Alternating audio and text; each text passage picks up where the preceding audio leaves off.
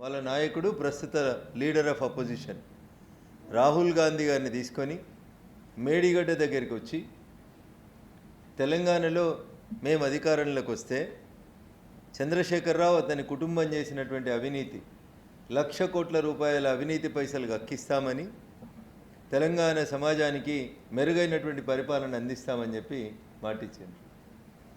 అధికారంలోకి వచ్చి దాదాపు 2.5 సంవత్సరాలు పూర్తిగా వస్తూ ఉంది. అధికారంలోకి రాగానే ఇది తన పరిధిలోకి రాదని, తాను విచారణ చేయడానికి శక్తి సరిపోదని గ్రహించి వెంటనే సిబిఐకి ఉత్తరం రాయాల్సినటువంటి రాష్ట్ర ముఖ్యమంత్రి రేవంత్ రెడ్డి గారు మీనమేషాలు లెక్కించి ఢిల్లీ అధిష్టానం పెద్దల సూచనతోటి కాంగ్రెస్ హైకమాండ్కి చంద్రశేఖరరావుకి మధ్యలో ఉన్న సత్సంబంధాలను దృష్టిలో పెట్టుకొని కేసుని తాత్సారం ఎట్లా చేయాలి, కాళేశ్వరం ప్రాజెక్టులో విచారణ ఆలస్యం జరగాలంటే ఏం చేయాలని బాగా చర్చించి న్యాయ నిపుణుల సూచనల మేరకు చంద్రశేఖరరావు కుటుంబంతో ఉన్నటువంటి ఒప్పందం మేరకు ఒక రిటైర్డ్ జడ్జ్ పిసి ఘోష్ పేరిట ఒక కమిషన్ను వేసి 2 సంవత్సరాల పాటు కాలయాపన చేసింది కాంగ్రెస్ పార్టీ, కాంగ్రెస్ ప్రభుత్వం, తెలంగాణ రాష్ట్ర ముఖ్యమంత్రి రేవంత్ రెడ్డి గారు. 2 సంవత్సరాల తర్వాత ఒక సుప్రీంకోర్టు రిటైర్డ్ న్యాయమూర్తి ఇచ్చినటువంటి నివేదిక తప్పుల తడకగా ఉందని, నోటీసులు ఇవ్వాల్సిన వాళ్ళందరికీ నోటీసులు ఇవ్వలేదని, కాబట్టి పిసి ఘోష్ కమిషన్ నివేదిక మీద ఎలాంటి విచారణ జరపొద్దని రాష్ట్ర సర్వోన్నత న్యాయస్థానం ఈరోజు తీర్పిస్తే అటు కాంగ్రెస్ ఇటు టీఆర్ఎస్ రెండు కూడా దొంగ నాటకాలు ఆడుతూ ఉన్నాయి తప్ప వాస్తవాల్ని ప్రజల ముందు ఉంచడం లేదు.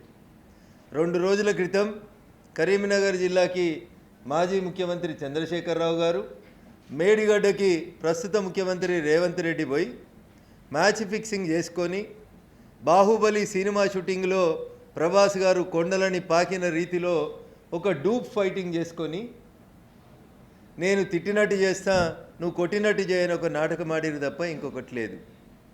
100% పూర్తి స్థాయిలో ఆధారాలతోటి వీరి మధ్యలో ఉన్నటువంటి సంబంధాల పట్ల మాకు ప్రాథమికంగా సమాచారం అందిన తర్వాత మాత్రమే నేను ఈ విషయాన్ని మాట్లాడుతూ ఉన్నాను. ఏం జరిగింది అసలు, కాళేశ్వరం వెనకాల ఏం జరిగింది? చంద్రశేఖరరావు గారి మానస పుత్రిక అయినటువంటి కాళేశ్వరం ప్రాజెక్టు పేరిట కేసీఆర్ గారు 1,00,00,000 కోట్ల రూపాయల డబ్బుల్ని ఖర్చు పెట్టినారు. ఈ కాళేశ్వరం ప్రాజెక్టుని కట్టిన కంపెనీ ఎవరు, ఆ కంపెనీ చేసినటువంటి లావాదేవీలు ఏంటి, కాళేశ్వరం ప్రాజెక్టు డిపిఆర్ నివేదిక తయారైనప్పటి నుంచి మొదలుకుంటే రేవంత్ రెడ్డి గారు ప్రమాణ స్వీకారం చేసిన డిసెంబర్ 7, 2024 దాకా 23 దాకా మొత్తం అంశాల మీద సిబిఐ విచారణ జరిపించమని ఒక సింగిల్ లైన్ ఉత్తరం రాస్తే సిబిఐ ఈపాటికి విచారణ దాదాపు ముగించేది 2.5 ఏళ్లలో.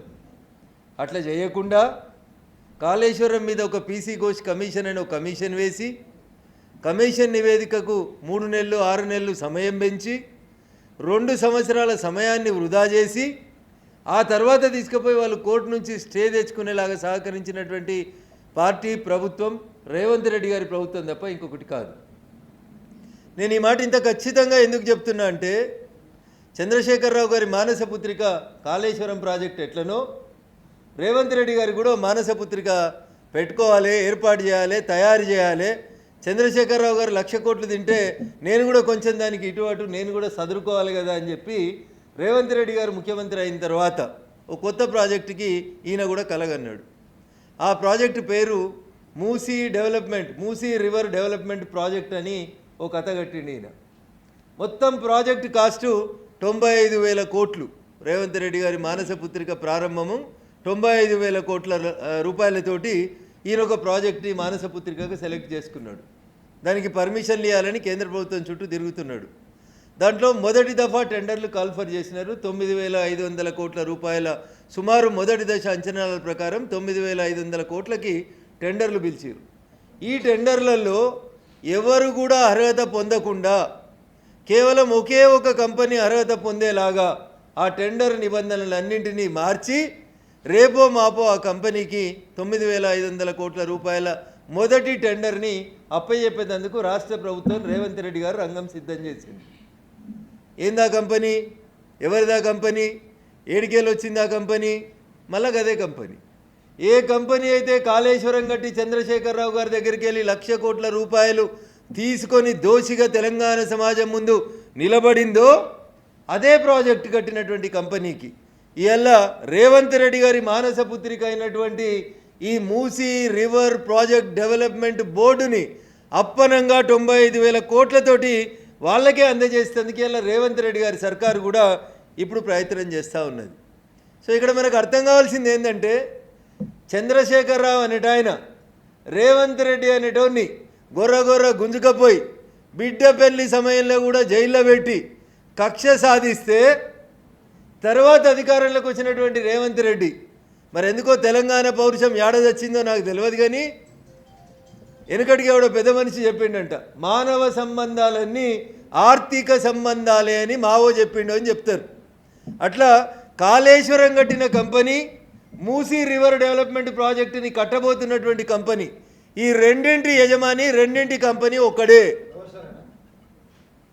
నాకంటే ఎక్కువ మీకే తెలుసు కాళేశ్వరంలో ఎవరు కట్టిరు అనేది అందరం మాట్లాడుకుంటూనే ఉన్నాం. కంపెనీ అదే కంపెనీ కాళేశ్వరం కట్టి 1,00,000 కోట్లు తీసుకున్న కంపెనీయే ఈరోజు మూసీ రివర్ ప్రాజెక్ట్ డెవలప్మెంట్ బోర్డుట రేవంత్ రెడ్డి గారితో ఒప్పందం చేసుకొని తెర వెనుక తెర ముంగట టెండర్ల నాటకం ఆడుతూ ఆ టెండర్లలో ఏ ఒక్కరు కూడా సఫలీకృతం కాకుండా ఆ ఒక్క కంపెనీకే వచ్చేలాగా నియమ నిబంధనల్ని సవరించారు. ఇది అబద్ధమైతే చెప్పమనండి రేవంత్ రెడ్డి గారిని.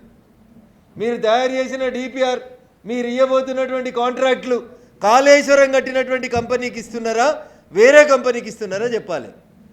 కాళేశ్వరం కట్టిన కంపెనీకి ఇస్తున్నారు అన్నప్పుడే రేవంత్ రెడ్డి కేసీఆర్ ఇద్దరు వేరువేరు కాదనేది దయచేసి తెలంగాణ సమాజం అర్థం చేసుకోవాలి.